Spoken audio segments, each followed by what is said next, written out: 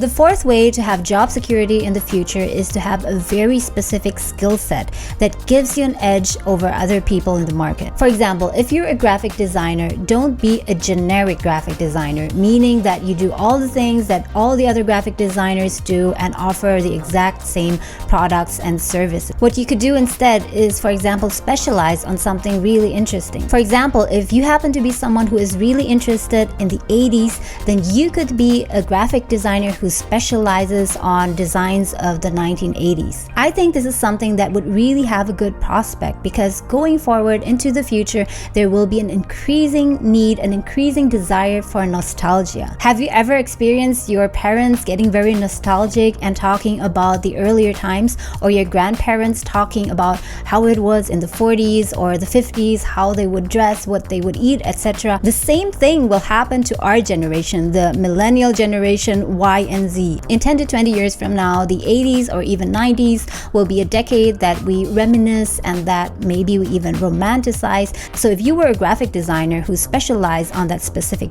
decade, you would be someone who would have a very specific skill set that other designers would not have, and that would give you an edge. By the way, in case you're new to this channel, I make videos on career change and multiple careers, and one of my goals is that I want to help and support people to have the courage and go after the career that they really want to have. Or let's say you're an accountant. Don't just be a generic accountant. Be, for example, an accountant who has a background in filmmaking, so you could work as a production accountant. So if you're an accountant and you have a background in film production, and in addition to that you even master 3 languages, let's say French, English and Chinese, that's a really unique combination, then you really have a competitive edge.